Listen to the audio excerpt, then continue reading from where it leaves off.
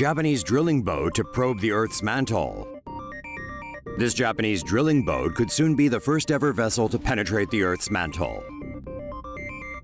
The Earth's mantle is found deep beneath the planet's crust and is much thinner on the ocean floor than on land.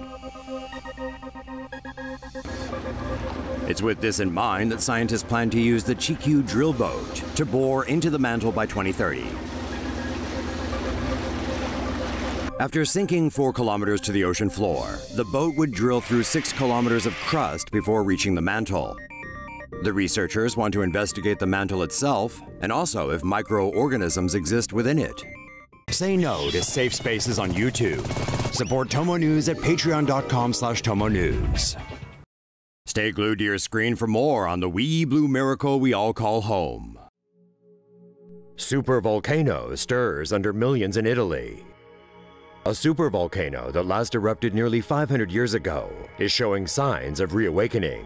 The Campi Flegrei supervolcano lies beneath the Bay of Naples in southern Italy and contains 24 craters along with numerous geysers and vents.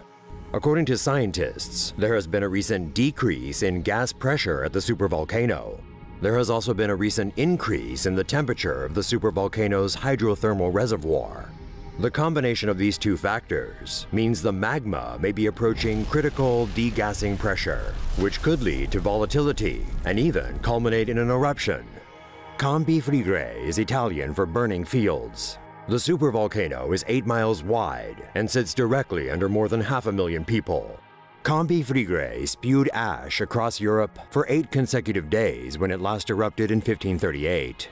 The Italian government has raised the threat level of the supervolcano from green to yellow, meaning that it now requires scientific monitoring. Coral bleaching is killing the Great Barrier Reef. Scientists are warning that vast swaths of Australia's stunningly beautiful Great Barrier Reef may never recover from repeated coral bleaching. The Great Barrier Reef is 2,300 kilometers long and covers an area of more than 344,000 square kilometers. This is similar to the size of Japan. However, studies suggest the reef is under threat from repeated bleaching of its corals, caused by rising sea temperatures. Corals are marine animals that live in compact colonies of tiny, identical individual polyps. Coral polyps produce a limestone skeleton. Layering that takes place over hundreds of years by millions of polyps creates a scaffolding, better known as a reef. Most corals get their food from the microscopic algae that live inside their tissue. The algae convert energy from the sun into food, mostly in the form of sugar. It is the algae that provide coral reefs with their vibrant color. Coral bleaching mainly occurs when a rise in sea temperatures causes the algae to produce toxins. In self-defense, the corals then expel the algae, which exposes their limestone skeleton. Corals can recover if there's a subsequent drop in water temperatures, but without the algae, they risk starving to death. Scientists have warned for decades that burning fossil fuels releases greenhouse gases that warm the oceans and put coral at risk. In turn, that jeopardizes the marine ecosystem, including fish that rely on the reefs to protect them from predators. This could in turn spark a food shortage, because hundreds of millions of people worldwide rely on reef fish as their primary source of protein. In order to reduce ocean temperatures and give bleached reefs a chance to recover, greenhouse gas emissions must be reduced. Greenhouse gas emissions can be cut by reducing meat consumption and using solar and electric energy instead of fossil fuels. So, if we want future generations to enjoy the beauty of the Great Barrier Reef, it seems it really is up to us. Satellites detect serpentine iron jet stream at Earth's core. Scientists have discovered something big, thick, and as hot as the sun that's quickly coiling around the center of the Earth. European Space Agency satellites have detected a large jet stream of liquid iron flowing beneath Earth's surface at a quickening pace. The stream is moving westward beneath Canada and Russia at a pace of 30 miles per year. Lead researcher Phil Livermore explained the discovery as an accelerating band of molten iron circling the North Pole like the jet stream in the atmosphere.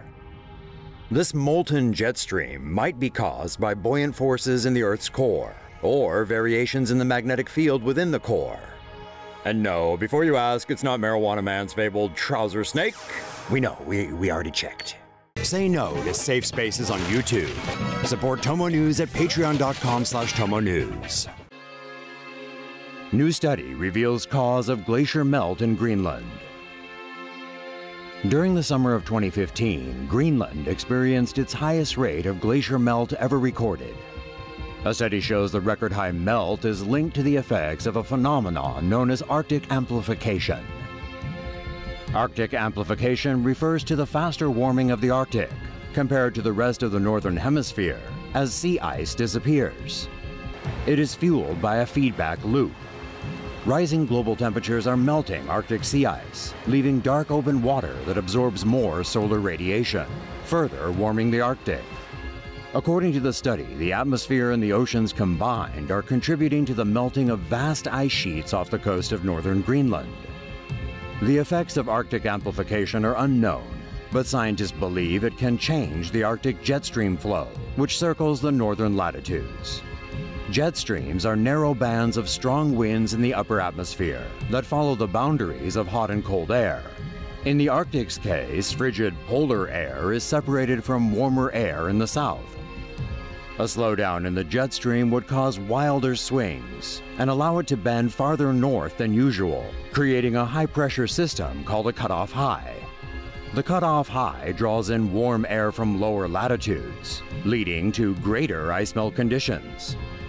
The study found that during the warmest summer in Greenland, the jet stream reached latitudes never before recorded during that time of year. The Arctic amplification is now cited as the cause for the melting of Greenland's ice sheet, which is the Earth's second largest after Antarctica.